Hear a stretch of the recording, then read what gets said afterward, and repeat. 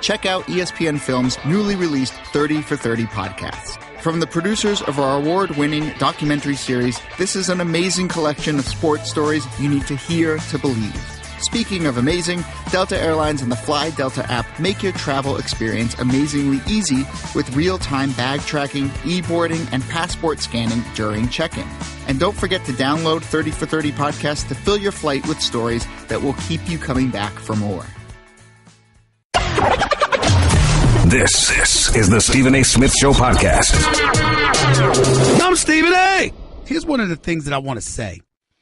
Moving away from Pitino just a little bit before I get to the calls. Rick Pitino, effectively, according to his agent, has been fired. His contract calls for a 10-day grace period before any dismissals take place or anything like that. So the university has put him on unpaid administrative leave for the next 10 days, at which time he's expected to be officially fired as head coach of the Louisville Cardinals. I'll get back to the phones on that in just a little bit. But I wanted to transition to the NFL protests. It's obviously something that we've been discussing because of Trump's words and President Trump's words or what have you. Let me state something. I'm going to reiterate something that I said a lot. I don't consider myself a Democrat or a Republican. I consider myself an independent. I try to be an independent thinker. I'm not down with the party affiliations, although, you know, it's helpful when you're trying to vote in the primaries and things of that nature to be affiliated with one party or the other, strictly for those purposes. Having said all of that, I think it's important to note this. I just pride myself on being fair. I am a black man that recognizes that we have problems in this country. Prejudice, inequality, racism, bigotry. Those are very, very real issues. You know what else is a real issue? Black on black crime. And when folks from different ethnic communities bring that up and highlight how that is a problem, that is not something that should be ignored nor dismissed. Yes, there is brutality on the part of some police officers. Yes, that is something that should be brought to light and focused on to some degree. But it's not like we as black people have a license to ignore what we do to each other just because of someone else, what someone else is doing to us as well. It's very, very important that I say that. And the reason that I say that is because we're living in polarizing times. We have a president who's polarizing. I have no issue with conservatives. Even though my mom primarily voted Democrat, I'm here to tell you, I was living in a conservative household. I don't give a damn what anybody says. My mother is someone that you could have easily accused of being a walking contradiction. She was adamantly opposed to abortion. But she firmly believed in a woman's right to choose. She thought that the decision was between her and God.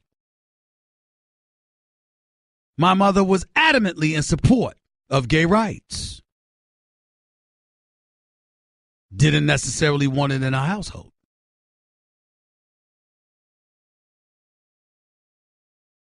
The list goes on and on and on as to what one's individual beliefs are and how it didn't necessarily coincide with how they voted.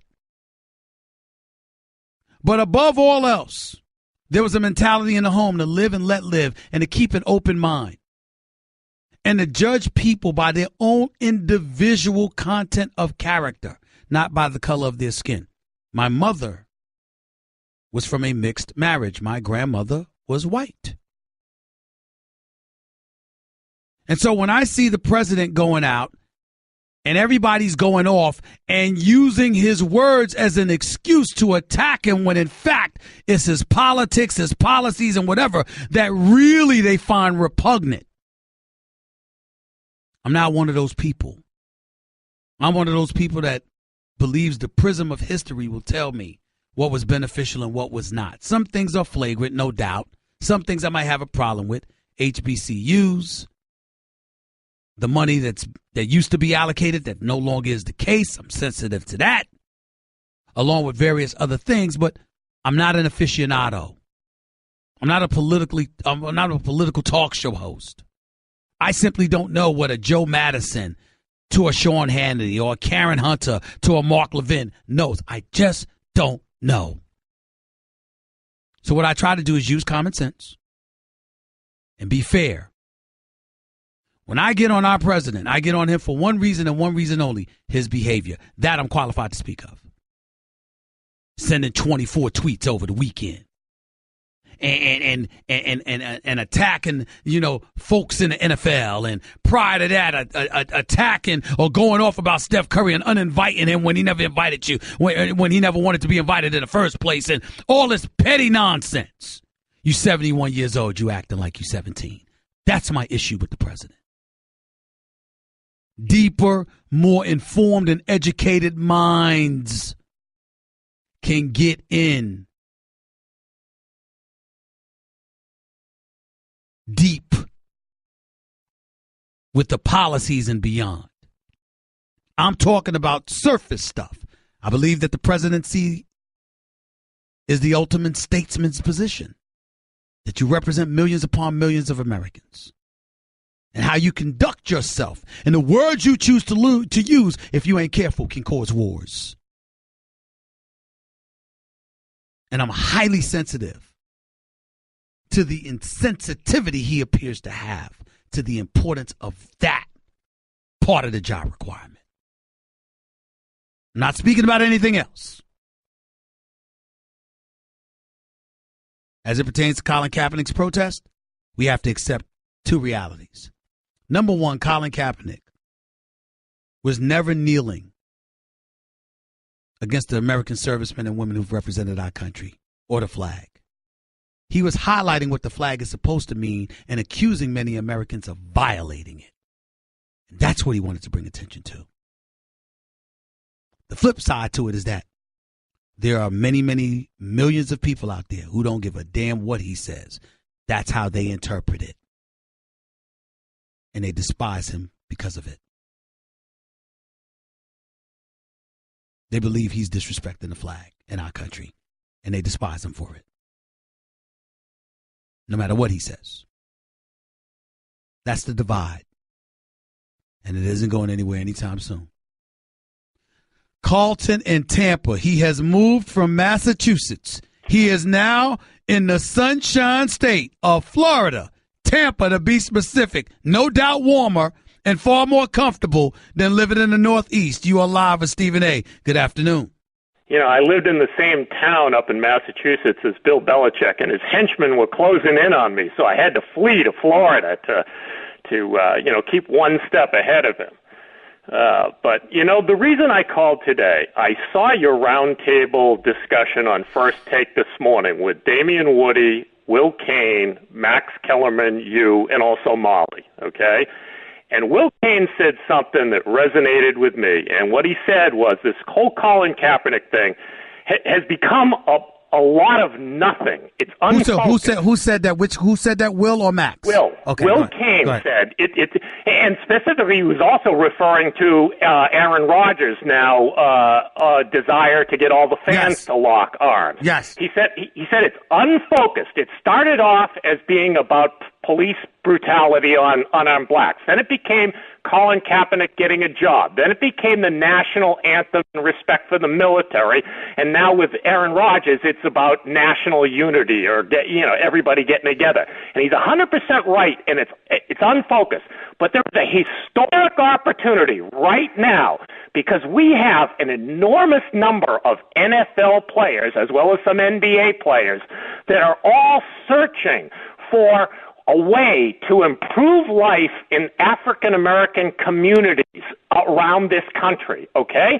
And what needs to happen is some leaders, and I propose guys like Ray Lewis and Colin Kaepernick and you and on your competitor network, Shannon Sharp, getting together. And if you guys could develop just a 5-point or a 3-point plan as to what you would like to see in the NFL. All these NFL players would have to sign on it. What they want to see to improve life in the NFL community, you could make a change. Right now, you could make a significant change in the lives of a lot of African Americans. Here's my proposed 5-point plan, Stephen A. See, and all pro sports players ought to be able to agree to this, okay? First off, we need accountability in schools in African-American communities. All these players, they went to college. It changed their lives. And part of this is self-reflection. In other words, we've got to hold these African-American administrators accountable for producing people that can read and write and do math, okay? That's point number one. Point number two, we need to propose funding for sports teams and arts programs. All these players benefited from those things, and we need to divert these kids from entering gangs or criminal activity. So that's point two. Point three, we gotta stop the incarceration of primarily black men for minor drug offenses. In fact, I'd clean the jails of these people. I totally agree with that, which is one of the things that President Obama tried to do. Go ahead. What's and your all fourth? NFL players could get on board with that because many of them have encountered substance abuse in their own lives. Point four, we need to increase federal funding for drug rehab programs to get these people who are addicted off of them. Because if you got parents who are addicted to drugs, kids ain't going to be able to learn. Their parents don't care if they do their homework or don't care if they succeed in school. And five is we need to have counseling programs to convince teenagers, both males and females, to have respect for themselves and not incur pregnancy at a young age, because you're ill-equipped for your future. Your future's going down the drain if all of a sudden you've got responsibilities of bringing up kids when you are still a kid. Now, if the NFL, if these players or leaders of these players could get together and say, here are concrete measures that we want to campaign for that will change lives in the African-American community, and they can all sign on it, maybe we can convince that dolt in the presidency to get on board and change some of this stuff. But they're all searching. These guys are all searching for something that they can get behind to change life. I got you. I got to interject. I totally agree with you. I get where you're coming from. And in no way are you trying to act as if these problems only exist within the African-American community. That's not the only place it exists. But at the same time, it is a problem. All of those problems that you mentioned are legit, and all of your suggestions are things that should be taken into strong consideration. I don't doubt it at all, and I know I'm going to try to do my part to address the issues. I can tell you that much. Carlton, I appreciate your time, buddy. I got to get to some other calls, but thank you so much. And your words were very, very profound, and the advice that you gave and the suggestions that you gave are incredibly appreciated. Thank you. Let's go to Henry in Atlanta. You're live with Stephen A. What's up, Henry? You put me on around the cards, and that was a nice one.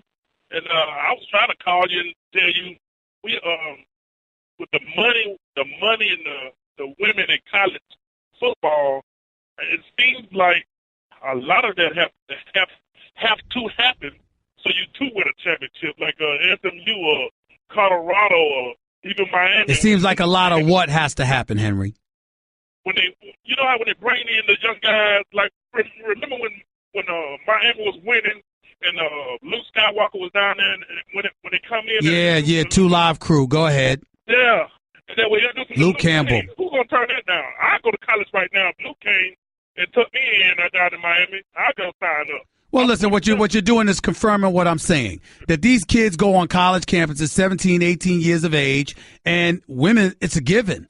They don't ask the women to do anything. Women don't have to be asked to do anything. The fact of the matter is, you show up on a college campus, there's usually women there. If you're a guy, that's the first thing you're looking for. You're looking for the women quicker than you're looking for a basketball or a football. There's just no question. It's an absolute fabrication to believe otherwise. I appreciate the call, man. Thank you, Henry. Let's go to Lawrence in Texas. You're live with Stephen A. Go ahead, Lawrence. Hey, Stephen A. Hey, I was on the radio earlier, and I was listening to a local ESPN station, and they were making a point, because I'm a retired disabled veteran, but anyways, they were making a point of, as far as the way the football's going, they made the point is, what are we going to have to do next? Are we going to have to be told to stand, and all this stuff? And it just hit me the wrong way, because what the flag means to me and a lot of veterans is I don't know if you've ever seen, because I know you fly in and out of airports, but if you've ever seen an airplane full of veterans coming home with the flag draped over their coffin, and you sit there and see your brothers like that, that's what the flag means to us. And I know everybody has the right to protest in their own way, and it's a nonviolent protest when you're kneeling before the flag. But for us, the flag, we stand for the flag. The soldiers stand for that flag. Can I stop? Can I interrupt you? I don't care. Lawrence, stop. I need to interrupt you because I have a question. I appreciate your point. First of all, thank you for your service to our country. I appreciate your point so much. But I must ask you and any veteran out there a question. Are you listening to me, Lawrence? Yes, sir.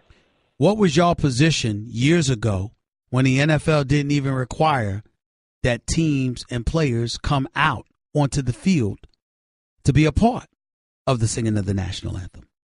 I don't like that. Listen the way I'm going. For years, it was never even required. I never heard anything about that. It wasn't until 2009, after the NFL was being paid, by the way, all right, by the Department of Defense, or I think that's who it was, or whatever, by the federal government. The NFL was being paid to promote patriotism. It was paid patriotism. Senator John McCain spoke out about it. This was taking place in 2009. Before then, athletes, these guys, these NFL players, were not even coming out onto the field to sing the national anthem. Where were y'all then? Okay. I mean, I can't argue with you there, but I mean, I'm just saying for right now, in this moment, in this time, is what I'm saying. I got you. But Stephen A., if they want to protest against the cops, I got you. I truly have your point. You said that a couple of times, and I got to get ready to go. I get you. I mean, no disrespect. I just got to go to break, but I'd like you to keep this in mind. Somebody sent this to me yesterday. Before September 11th, 2001, obviously, World Trade Center goes down, our terrorist attack against this nation. College basketball teams left the court and went into the locker room for the national anthem. They returned to the court after the anthem was played. No one complained. No one complained. So this need to bring up the national anthem and patriotism and all, where was all of this? Wasn't there in 2001. Wasn't even there in 2008. Okay, Kevin, for the grand prize of $1 million, what color is the White House? I know this. 5 seconds. Oh, switching to Geico could save you a bunch of money on car insurance? Okay. Judges? That's true, Kevin. They'll allow it. Congratulations. You're a winner. Woo! Geico, because saving 15% or more on car insurance is always a great answer. You're listening to the Stephen A. Smith Show podcast. Back to the phones. Stephen A. Smith Show, ESPN Radio. Dwight and Yonkers, talk to me. What's up? Hey, Stephen A. Go ahead, man. All right, I want to talk about Rick Pitino. I know you said you wasn't, but I caught on First Take. I'm very disappointed in him. I hope when all the facts come out, if he did know about it, he should go to jail. But now my second one for you is, I heard on First Take, I don't know if it was you or Max said that Melo is the third option on Oklahoma City. He is. I mean, it wasn't you, Stephen A. It was. I know you know better. Listen to me. Don't talk to me like that. Listen, educate yourself. He is the third option because I spoke to Oklahoma City. I'm not guessing. I'm telling you what they're saying. Huh? But I don't see it. I'm Melo's telling you. Way better score than I'm telling you what they're saying. In other words, the guards are going to have the ball a lot of times. And when you look at Melo, he's going to be, they're not speaking about it negatively. It's only going to be really 3 people shooting the ball. How many shots you think Steven Adams or Roberson going to get? Yeah, it's going to be 3 people shooting the damn ball. As long as Melo's getting that open pass where he's wide open to hit that 3 or the 2. Well, who the hell is going to pass? So now I got to question your knowledge about basketball. Who's the hell going to pass up giving Melo the ball if he's wide open?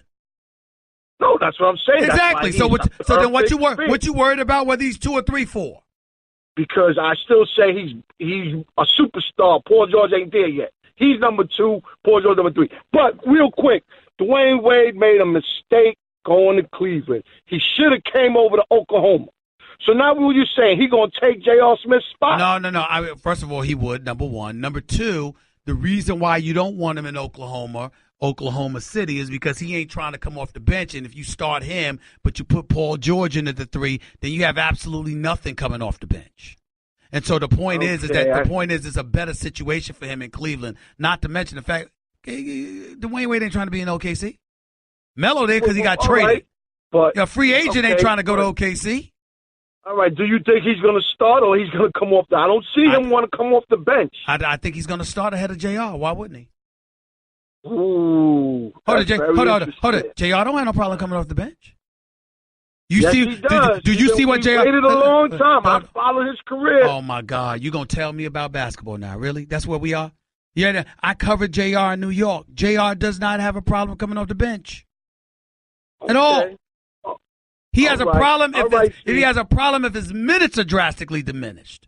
But he ain't gonna have a problem whether he's playing or coming off the bench, especially when he got the green light to light it up when he comes off the bench. He ain't got to fit in. You got to fit it around him because he's your spark plug who'll go off the bench. Okay. That's J.R. Smith's best work of his career when he came off the bench. Now, real quick, because I know I'm running out of time. Yes, you are. Go ahead. You think we got a shot? You think we're going to make the play? We got a nice young team. The Knicks stink. Stop it. Porzingis is good. They're going in the right direction in terms of being in a rebuilding mode and not trying to hide it like Phil Jackson did. Knicks ain't going nowhere this year. Get that out your system. Got to go. 866-729-ESPN. It's 866-729-3776. We're talking Rick Pitino. It's appropriate to have our next guest on, college basketball analyst extraordinaire, Seth Greenberg for ESPN. He's up next with Stephen A. on ESPN Radio. Guess what? You're in the middle of the Stephen A. Smith Show podcast. Damn it, I mean it!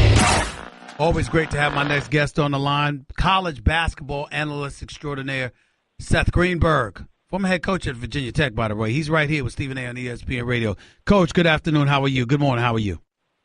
Stephen A., life is interesting to say the least, but I'm doing well. Interesting would be one word. Sad would be another. You and I spoke last night face-to-face off air when we were both doing Sports Center, and you talked about what a devastating blow this is to college basketball. Now, just hours later, Rick Pitino, essentially for all intents and purposes, according to his attorney, is fired. 4 assistant coaches have been arrested and indicted on multiple charges. The FBI says this investigation is continuing. Put this all together for us. What does this mean for college basketball right now? I think the last 48 hours changes the landscape of college basketball as we know it. I think this season will be under one of the darkest clouds I can remember, and I grew up a basketball fan. My dad played for LIU back in the day and was actually a member of a team that was part of a huge phishing scandal. He wasn't part of it, but and is one of the biggest scandals in the history of the game. But what's going on right now, Stephen A., when I say it's changing the landscape, is because the game is where we see it today. Rick Pitino and Brian Bowen. Tomorrow, who knows who's the next domino that will fall. Practice starts on Friday. Teams will change day to day. Coaching staffs will be eliminated. People will lose their jobs. Players will be ineligible. Some will be ineligible a month into the season. There could be some that all of a sudden show up and ineligible in the middle of the season. The landscape of our game has been impacted, and I think that it's going to be a continual process because this investigation is ongoing.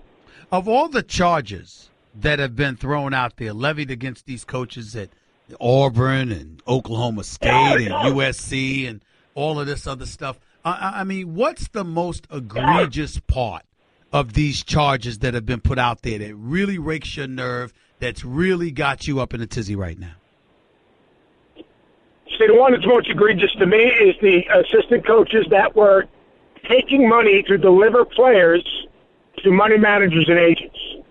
The role of a coach, as a mentor, the role of a coach is to help someone get somewhere they can't get themselves. The role of a coach is to work together with that person to help them be the best version of themselves. The role of a coach is not to benefit from the student athlete by being paid to use them, basically tip them out for their own benefit. And to me, look, players have been bought forever. Let's not fool ourselves. Excuse me.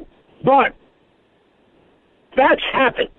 It used to happen with money in a paper bag. Used to be a refrigerator on the front door, a recruit full of food, whatever it is. But for a coach to go and pimp one of his players who basically entrusted their career to them, I have a hard time with that. I just, Well, let me ask you this question. Let me ask you this question, Coach. Do you find it plausible that these things could have been happening behind the head coach's back, that the head coach is innocent in all of this, may not have known anything that was going on? Some of them, yes. Like here's my thing, Stephen A., is that, excuse me again, if that coach is trying to make money for themselves, for their benefit, not for the program's benefit, not for the head coach's benefit, but for their own benefit, I would think that's happening behind the head coach. Now, if that, say, a different person is trying to use that money manager to pay a player to secure the abilities of, to secure a prospect, I would think there's a better chance that that coach potentially could be informed. But look, hey, Stephen, you've been around this thing forever. Yeah. I was an assistant coach for a long time. Been a head coach for 22 years. My job as an assistant coach is to take things off the head coach's plate, not put things on him. My job as an assistant coach was to develop relationships and trust so the people that we're recruiting, when we're not there, someone in that room was working for us. Not every money manager's a bad guy. Not everyone runner's a bad guy. Not every agent's a bad guy. Not every AAU coach is a bad guy. But in some instances, there's a synergy between them all. And when there's a synergy between them all, there's probably more people involved. Is there equal concern for all of these guys, the 4 assistant coaches, since they were arrested? And according to the U.S. Department of Justice, each of the coaches faces a maximum sentence of 80 years in prison. Is there equal concern for all of them? Or when you look at the name, Chuck Person out of Auburn, Emmanuel Richardson out of Arizona, Lamont Evans at Oklahoma State, Tony Bland at USC, is there one that stands out above the others in terms of having more reason for concern for them than the others? No, I would say Chuck Pearson is the one that jumps out at me just because he was absolutely selective and it's, I wouldn't say exploited, but basically his testimony and the wiretap, they used him as the example of all that's bad. Now explain that. Let me stop you, Coach. Explain that, because I've been reading a lot, because I've been on the airwaves. I haven't heard anything about the wiretaps. Tell me about that real quick and what you just alluded to with Chuck Person and the wiretaps. Educate my listeners about that. Yeah, they have a wiretap that basically Chuck Person basically says, this is my guy, I control him, he trusts me. And then there's a later wiretap that basically says, look, I'm delivering him, when's the money coming? When am I getting my money? Wow. And, and to me, they used Chuck Person as an example, which means I think that obviously that has to be the most egregious. But here's the other thing. The play, and not in that situation, but just in the business of the business, let's be honest.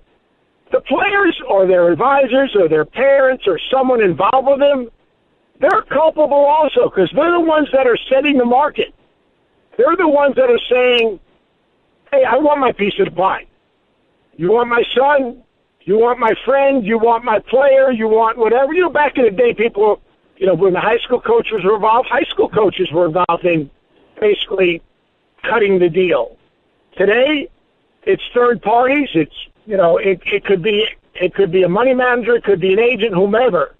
But These type of things have been going on forever. It's just the sophistication because the amount of money that's entails has changed the game. But the prospects, extra benefits and soliciting those extra benefits, if that's the situation, those people are culpable and those people should be held accountable. I hear you, Coach. This is a serious matter, and just so you know, in case you didn't, I'm sure you probably did, but based on the arrest of Chuck Person, who was caught on tapes, like you just said, with the wiretaps, the University of Auburn reportedly is offering full refunds for basketball season tickets as we speak. Coach, I appreciate it, man. Thank you so much. All right, buddy. Thank you for having me. No problem. One and only Seth Greenberg right here with Stephen A., ESPN Radio. What an absolute mess. What an absolute mess. Give Stephen A. piece of your mind. He is sorry. Call him weekdays from 1 till 3 Eastern. I mean, just trash. At 866-729-3776. Guess what? You're in the middle of the Stephen A. Smith Show podcast. Damn it, I mean it. We got this show's nationwide. Sirius XM. Yeah, we're in New York, LA, but we're also nationwide. And listen, on this show, you got a lot of Trump supporters. You know, you got people out there that want me to support the president. Let me explain something. There is no American citizen who should be rooting against the president. Because if the president fails, we all fail. I want to make sure that I'm emphatically stating this. You don't hear me getting into the politics. Some things I agree with, some things I disagree with. I was the same way with Obama. But the issue is clear. When it comes to Trump, we're not talking politics. We're talking behavior. You got to know how to act. Your words could get us in trouble. He just tweeted about how Iran tested a ballistic missile that could reach Israel. Then he says not much of an agreement with Iran. We don't need to hear all of that right now. Just handle it. Just handle it. Scaring the living hell out of us. That's the issue. It's not politics. It's behavior. You can disagree with Pence politics all you want to. Will we be saying this stuff about him? No. Because he's a statesman. And we'd appreciate that from the president. That's all. Nothing more. Nothing less. Back to the calls before we get on out of here. Real quick, I'm keeping you close and tight. Make your points real quick and then be prepared to get the hell out. Stephen in Minnesota, talk to me. Stephen A., kudos on your last comments there. Thank you. Two things. That gentleman that called in from Florida got them 5 steps. You have so many listeners that respect you. The only thing I would change on that is you get your group of people together. You make that phone call to the President of the United States. Because yesterday you said you've sat down with him. He'll talk with you. He listens to you. You listen to him. That would be a good thing to do because I'm going to try to do it. I'm going to reach. I made efforts to reach out to the president last night. I'm going to make those efforts again today. Thank you. And my second, I want to try and answer that question for that veteran that couldn't. In 2001, ESPN and all these sports channels didn't have 10, 15, 20 channels. Mm-hmm. Everybody didn't go to a football game with a cell phone. They didn't have 30, 40 cameras out there. Got it. When the people stood for the national anthem, it was for the flag, the veterans and all that. Now everybody has a camera. This nation's been divided since this war has started. Right, I got it. Back when Bush, Obama, and now President Trump, all these guys. It is so divided. Now you see one thing do it. You got all these cameras, all these people, and everybody's saying different things about it. Stephen, I got to run, so I'm going to hold you back there, but call back tomorrow, and I'll get you on earlier so you can make more of your point, all right? I appreciate the call, though. Chris in L.A., real quick. You're live with Stephen A. Go ahead. Hey, Stephen, I wasn't going to talk about sports, but I actually wanted to talk in regards to the topic you guys touched on today at First Take regarding the fire chief in Pennsylvania and what he had to say about Coach Mike Tomlin of Pittsburgh. Yeah, and he resigned. And he resigned. He did resign? Yes, he did. He resigned today. Okay, good. So, but I just wanted to say I 100% disagree with Max on what he said, that you have to look at the parents. I 1,000% disagree with that because, like you mentioned on First Take, you always have those bad apples. You can't go blaming parents for an adult who publicly states something on Facebook. I just want to throw that out there. And I just disagree with Max, and I agree with you on what your points and what you said on First Take. I appreciate it, man. Have a good day. Listen, like I said, ladies and gentlemen, I'm going to close the show out by saying this. This is a nationwide show. And I'm not, listen, there are sometimes I lean towards conservative and sometimes I lean towards progressive and liberal views. I'm not a one-dimensional cat. I'm not a one-trick pony. And I don't take the side just because it's popular. I'm a man of the people. I ain't running for office, but I'm a man of the people. And just because you're different than me and you believe certain things that are different than me, don't make you wrong. You might be right. You might help me and educate me and make me better. So I want the nation to understand that when you listening to this show, you never know what you're going to get. Because when you think I might disagree, you might be in for a surprise. It's about fairness and looking out for everybody, not just a few of us. Hold on to that thought, and I'll talk to y'all in 22 hours. Peace and love. That's just a sample of what you'll hear on the Stephen A. Smith Show. Weekdays at 1 p.m. Eastern on Sirius XM Channel 80 and the ESPN app.